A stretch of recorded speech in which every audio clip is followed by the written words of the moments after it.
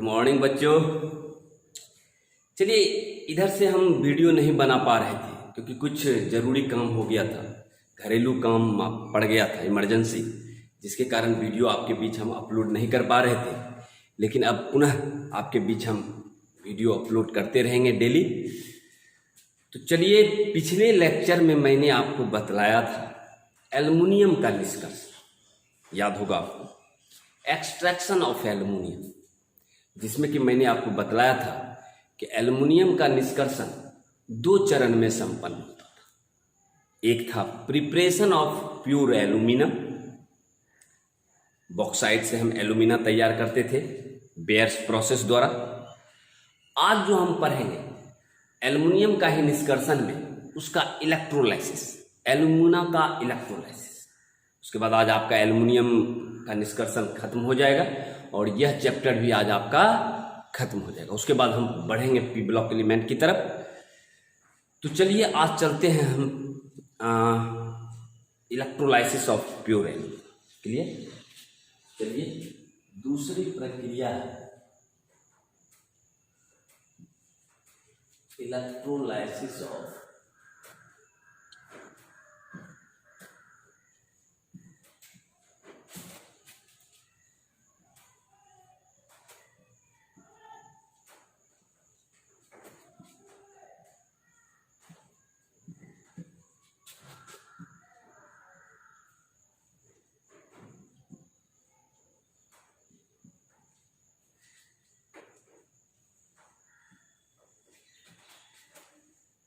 Electrolysis of pure aluminium, यानी शुद्ध aluminium का विद्युत विच्छेदन।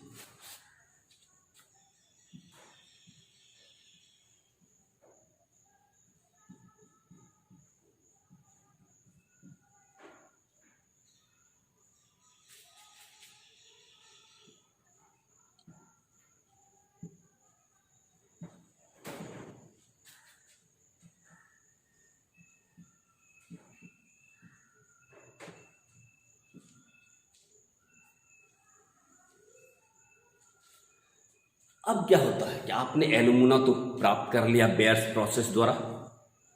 अब मेरा काम रहेगा उस एल्युमिना का विद्युत विच्छेदन करेंगे। क्या करेंगे इस प्रक्रिया में? एक विद्युत घट लेंगे, एक इलेक्ट्रोलाइटिक ये आपका बर्तन लेंगे,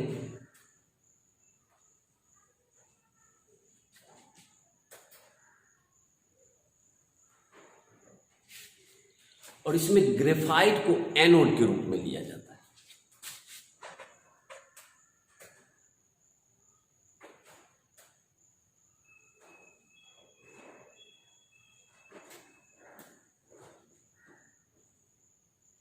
देखिए,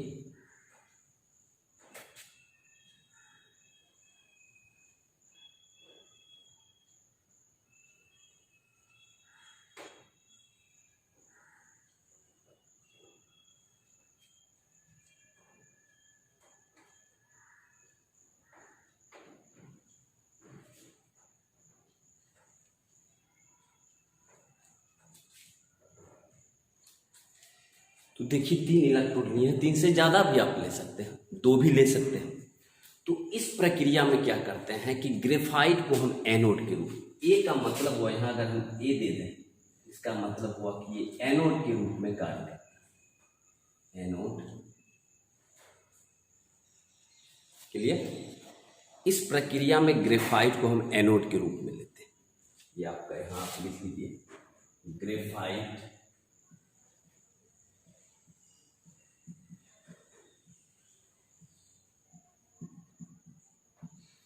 acts as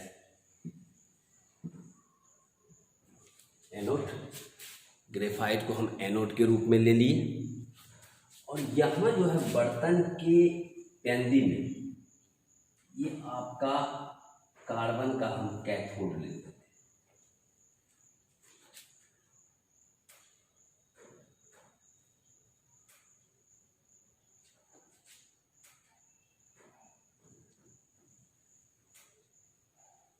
यानी कहने का मतलब जिसमें हम इलेक्ट्रोलाइसिस प्रक्रिया करते हैं उसी में हम जो है उस बर्तन के पेंदी में वो आपका कार्बन का जो है लेयर चढ़ा रहता है, जो कि आपका कैथोड के रूप में कार्य करता है।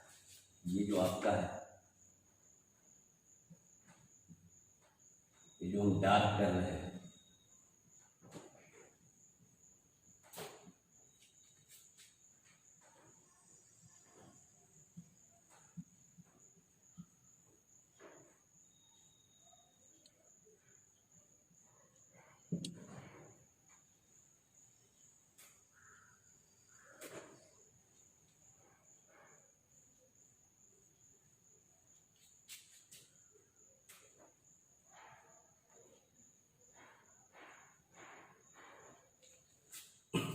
ठीक है। तो बर्तन के पेंदे में जो है कार्बन का जो लाइनिंग चढ़ा हुआ है, यहां आप लिखिएगा कार्बन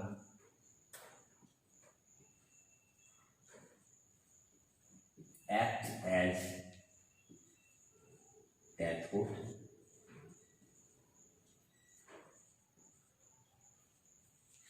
ठीक है।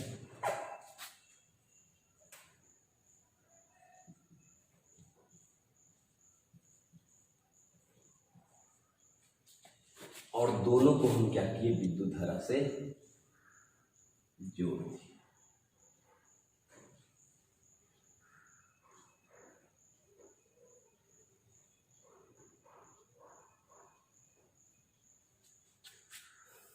तो आपको प्रक्रिया समझ में आया।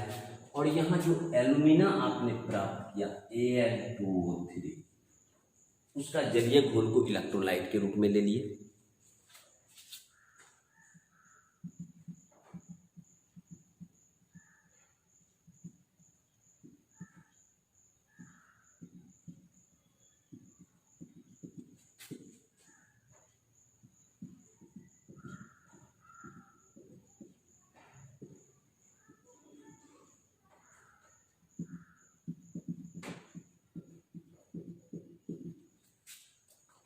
क्या किए, तो समझिए क्या है पूरी प्रक्रिया। इस प्रक्रिया में ग्रेफाइट को हम एनोड के रूप में लिए। जो 3 रड आप देख रहे हैं, ए जो दिखा रहे हैं, वो एनोड है जो ग्रेफाइट का है। तो एनोड को लिए, एक बड़ा सा इलेक्ट्रोलाइटिक सेल लिए, जिसमें हम ग्रेफाइट को जो है वो एनोड के रूप में लिए। और इसी इलेक्ट्रोलाइटिक बर्तन के पेंदे में कार्बन का स्तर चढ़ा हुआ है, जो कि कैथोड के रूप में कार्य करता है। ये जो ब्लैक हम दर्शाए हैं, ये आपका कार्बन का जो लेयर है, जो कि आपका कैथोड की तरह कार्य करता है, निगेटिव टर्मिनल। और हम क्या किए, दोनों को, तीनों को सीरीज में जोड़कर इसको हम विद्युत धारा से जोड़ दिए। कैथोड एनोड को विद्युत धारा से जोड़ दिए। जैसे ही विद्युत धारा, और यहाँ आपका एल्यूमिना जो है, प्योर एल्यूमिना, उसको हम इलेक्ट्रोलाइट के रूप में ले रहे हैं, विद्युत विच्छेद के रूप में ले रहे हैं।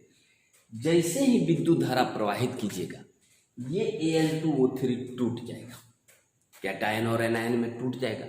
और शुद्ध एल्युमिनियम जो है वो आपका यहाँ पर इसके लाइनिंग पर आपका जमा होने लगेगा, जो कि आप इस तरह से निकाल लीजिए।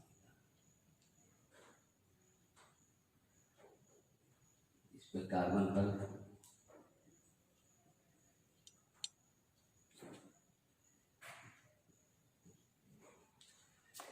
यहाँ जमा होने लगी है, जिसको आप इस तरफ से निकाल दीजिए।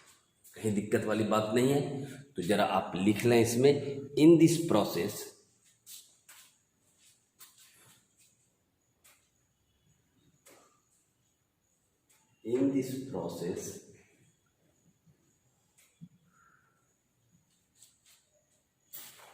graphite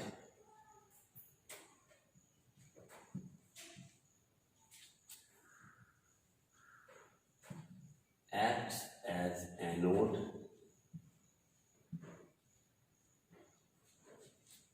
and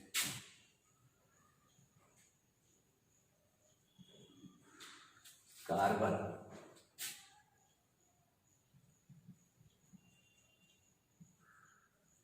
acts as cathode. Clear? And aqueous solution of pure aluminum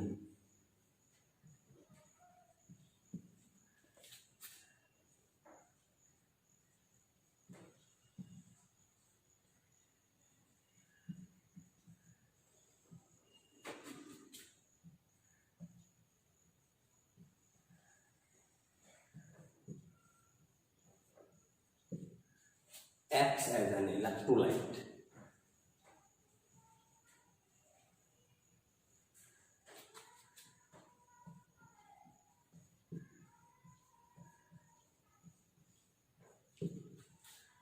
Clear? When electric current is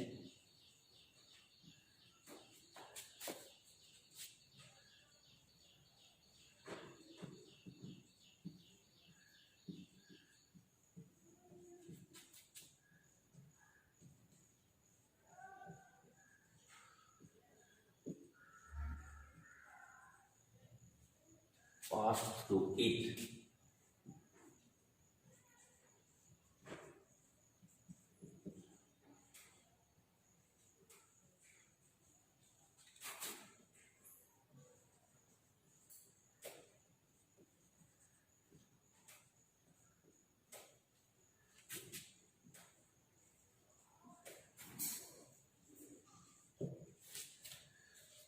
तो उसी को हम आपको भाषा में लिखा दिए। क्या लिखा है कि in this process graphite acts as anode and carbon acts as cathode and the aqueous solution. Aqueous solution का मतलब हुआ जलीय विलय, यानी प्योर एल्यूमिना का जलीय विलय। The aqueous solution of pure alumina acts as an electrolyte. Electrolyte का मतलब हुआ कि वैसा पदार्थ जिसके जलीय घोल में विद्युत धारा प्रवाहित करने पर आयंस में विच्छेदित हो जाता है। Alumina acts as an electrolyte when electric current is pass through it, pure aluminium become deposited at cathode. यहाँ आपका जमा हो जाता है, जिसको आप निकाल लीजिए, कहीं दिक्कत वाली बात नहीं। तो चलिए हिंदी में भी लिख लीजिए। इस प्रक्रिया में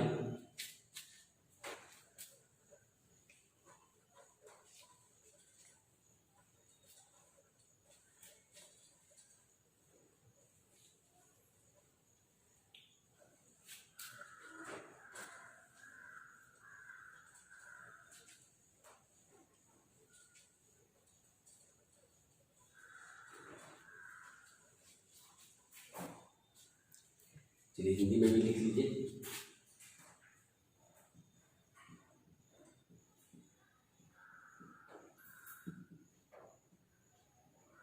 इस प्रक्रिया में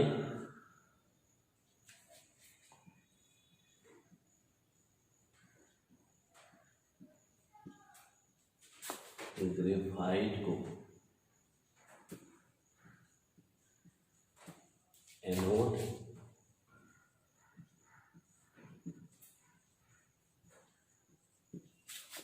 कार्बन को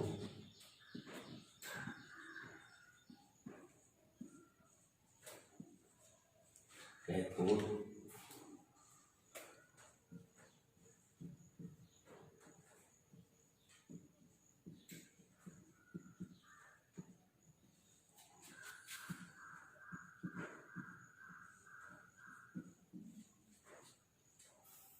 तथा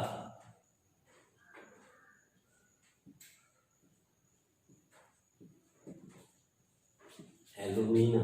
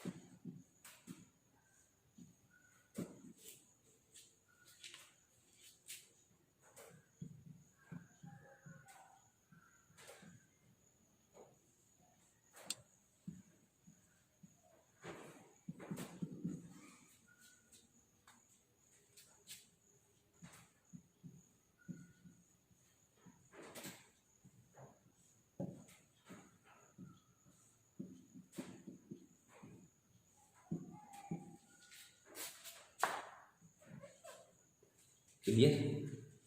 तो वही चीज़ मैंने आपको लिखाया, क्या लिखाया कि इस प्रक्रिया में ग्रेफाइट को एनोड तथा कार्बन को कैथोड के रूप में लिया जाता है। क्लियर।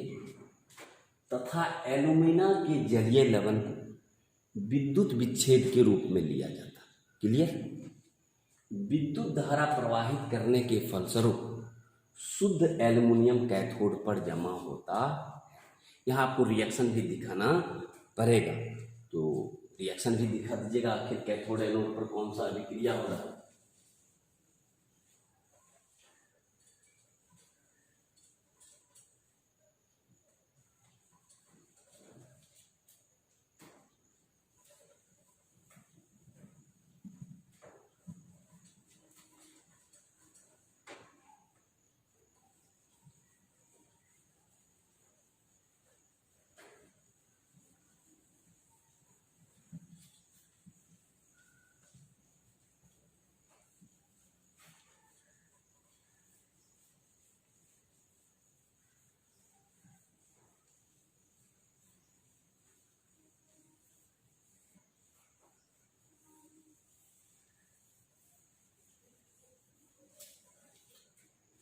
अब हम आपको इस पर बेस्ट अभिक्रिया दिखा देते हैं, आखिर एल्यूमिना कैसे टूटता है और कहाँ पर आपका कैथोड पर क्या जमा होता है और एनोड पर आपका क्या जमा होता है।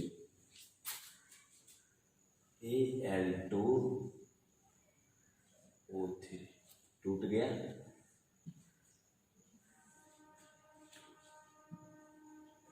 Al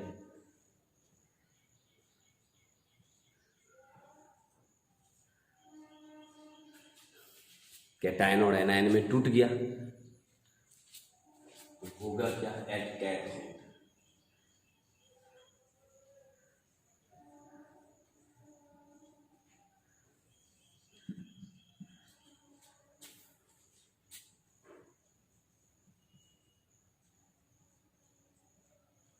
यहाँ देखिए कितना इलेक्ट्रॉन ग्रहण करेगा, 2 इधर है, 3 प्लस चार्ज है तो 3 दूनी 6 इलेक्ट्रॉन ग्रहण करेगा।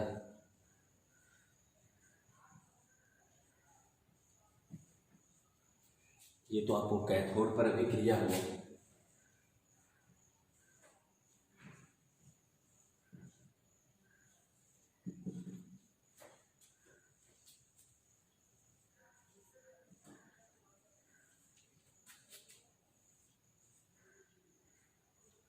ये 30 नहीं समझ लीजिएगा, 3 ऑक्सीजन है,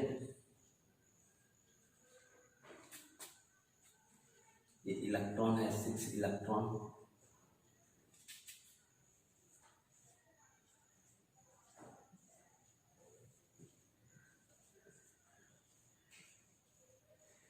यानी आपका एनोड से ऑक्सीजन गैस बनकर निकल जाएगा और प्योर एल्युमिनियम आपको कहाँ पर मिल जाएगा, कैथोड पर जमा मिल जाएगा। क्लियर। तो इस तरह से आपका जो चैप्टर था general principle and process of isolation of element, तत्वों का निष्कर्षण का सिद्धांत एवं प्रकृति, वो आज खत्म हो गया। क्लियर। यानी कि आपको अभी तक हमने आपको कितना चैप्टर खत्म कर दिया ऑनलाइन, सॉल्यूशन शुरू से, halo alkane haloarene, alcohol phenol ether और ये general principle and process of isolation of elements, ये खत्म हो गया। क्लियर। अब आप घर पर बैठकर आप नोट्स तैयार कर लीजिएगा और कहीं दिक्कत हो तो हमको कांटेक्ट कीजिएगा, ठीक। चलिए, इसके बाद जो अब हम जो आगे बढ़ेंगे वो जो आपके 12th का जो सबसे बड़ा टॉपिक है और एग्जामिनेशन में हमको लगता है दीर्घ उत्तरीय प्रश्न भी उससे काफ़ी पूछे जाते हैं, वो है आपका P block element, P block के तत्व। तो कहने का मतलब आज हम आपको उसके बारे में कुछ इंट्रोडक्शन दे देते हैं, उसके बाद हम कल से जो है नेक्स्ट लेक्चर से पी ब्लॉक एलिमेंट्स को डिटेल से आपको बतलाएं। क्लियर। चलिए, इसको आप जरा उतार लें।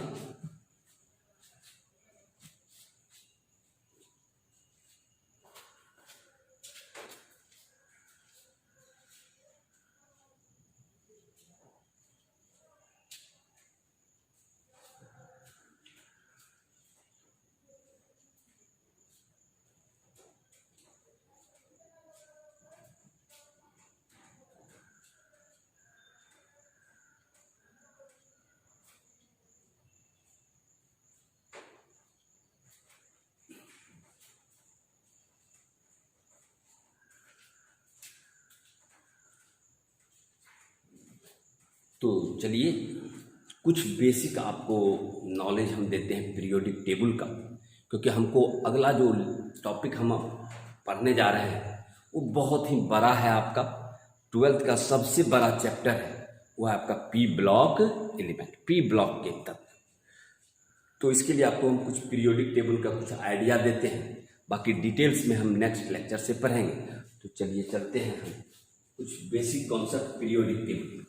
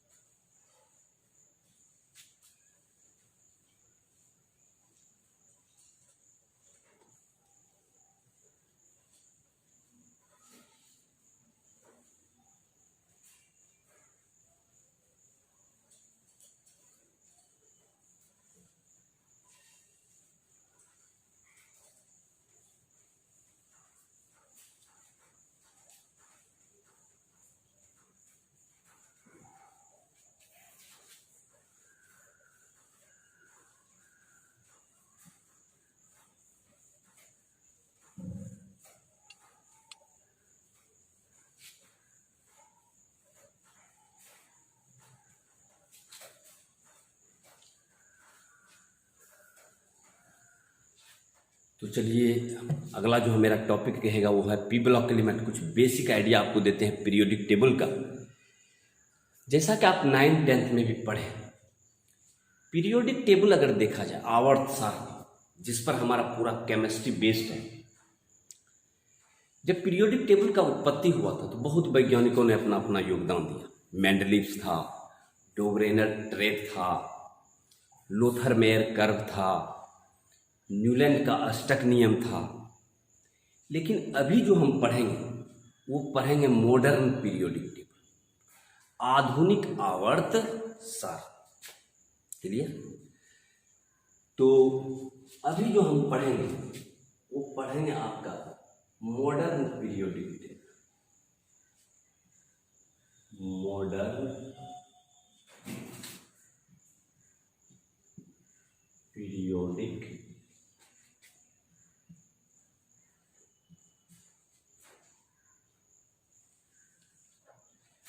लिखना नहीं है, आपको समझना है सिर्फ, क्योंकि कल से आपको लिखना है मॉडर्न पीरियोडिक टेबल, आधुनिक आवर्त सारणी। और आप गौर कीजिएगा, अभी का जो हम आधुनिक आवर्त सारणी पढ़ते हैं वो हमारा एटॉमिक नंबर पर आधारित है। यानी कि the properties, physical and chemical properties of the elements are the periodic function of their atomic number. Moseley ने दिया था, तो आप याद कीजिएगा ये आपका पीरियोडिक टेबल जो है मॉसले ने दिया है, जो अभी हम पढ़ रहे हैं रिसेंट मॉडर्न पीरियोडिक टेबल। और यह आधुनिक आवर्त सारणी जो आपका बेस्ड है वह है आपका एटॉमिक नंबर।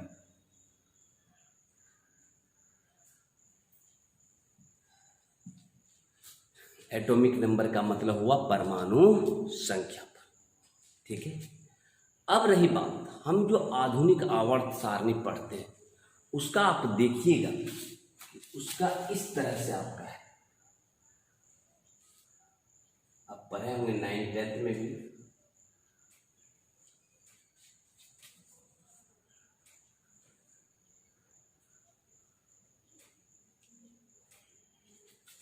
थोड़ा बड़ा बनाते हैं।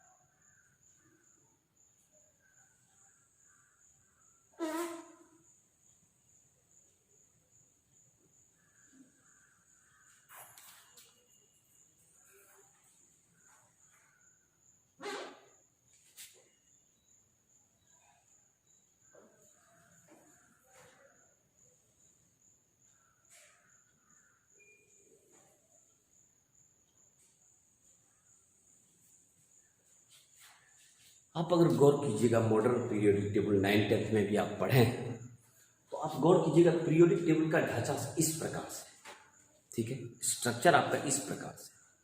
और आप पढ़े होंगे पीरियोडिक टेबल में दो चीज बहुत इंपॉर्टेंट है, एक है ग्रुप और एक है पीरियड। अगर कोई पूछ ले आपसे कि बतलाइए भाई पीरियोडिक टेबल में कितना ग्रुप और कितना पीरियड है, तो आपको कहना है कि ग्रुप 18 है, 18 ग्रुप, और पीरियड 7। जब भी हम कहें इसमें दो चीज आपका बहुत इंपॉर्टेंट है, एक है ग्रुप, तो ग्रुप अगर पूछेगा तो कोई तो आप कहिएगा 18 ग्रुप है। और ग्रुप जब भी हम कहें तो आपको समझ में आ जाना चाहिए कि ऊपर से नीचे का बात कर रहा है, from top to bottom, from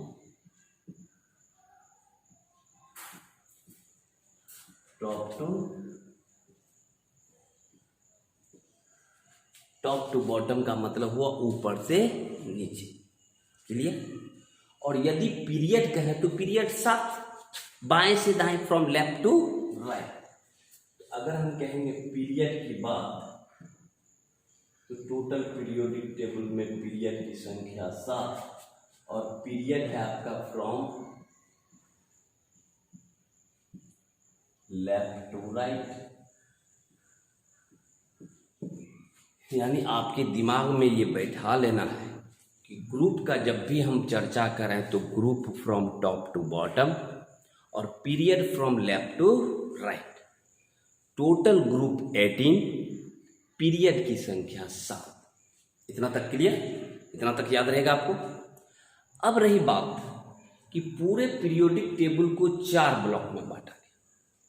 आपको पता होगा S block, P block, D block, F block. पूरे पीरियोडिक टेबल को 4 ब्लॉक में बांट दिया। यहां से यहां तक ये जो आपका रीजन है यह है आपका एस ब्लॉक।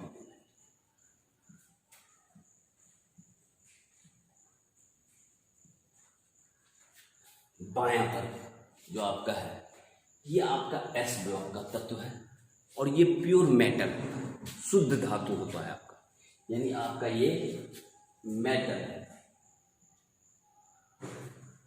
क्लियर। और दाईं ओर जो है वह आपका पी ब्लॉक है, यहां से यहां तक यह आपका पी ब्लॉक एलिमेंट। तो हमको जो पढ़ना है यही पी ब्लॉक एलिमेंट, ठीक है। तो पी ब्लॉक एलिमेंट, तो हमको जो अध्ययन करना है वो पी ब्लॉक एलिमेंट अध्ययन करना, यानी ये वाला पोर्शन हमको पढ़ना आपके 12th में।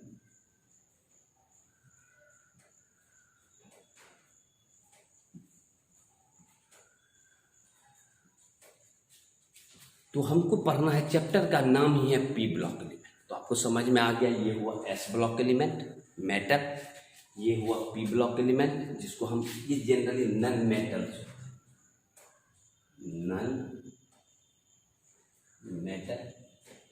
और यहाँ तो हम लिख दिए मेटल। बीच वाला जो कहते हैं उसको कहते हैं डी ब्लॉक के तत्व। ये जो हुआ ये हुआ D block.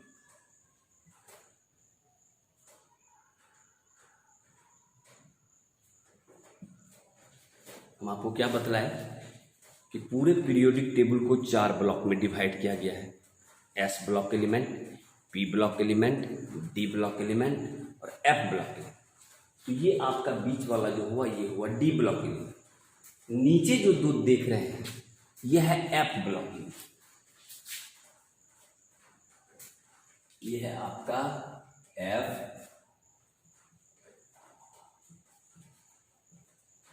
F block element. और इसमें 2 ग्रुप है आपका, एक है लेंथेनाइड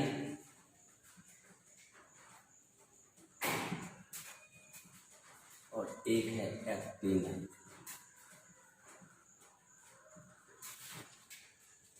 हैवी मेटल इसमें आपका रहता है, आपका रेडियो एक्टिव एलिमेंट सब जितना भी आपका भारी एलिमेंट तत्व वो इसमें आपका रहता है।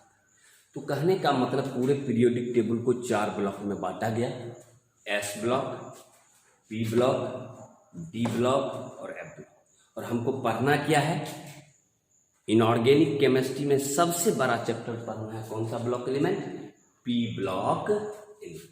तो अब आप समझ गए होंगे कि पीरियोडिक टेबल में पी ब्लॉक का पोजीशन किस तरफ है। क्लियर? तो चलिए अगले लेक्चर में हम मिलेंगे। सबसे बड़ा चैप्टर है आपका, उसको खत्म होने में थोड़ा टाइम लगेगा। सबसे बड़ा चैप्टर है आपका पी ब्लॉक एलिमेंट और बहुत ही इंपॉर्टेंट है एग्जामिनेशन पॉइंट ऑफ व्यू। तो थोड़ा इसको डिटेल से अच्छी तरह से पढ़ेंगे। तो मिलते हैं अगले लेक्चर में। तो आज के लिए यहीं तक, धन्यवाद।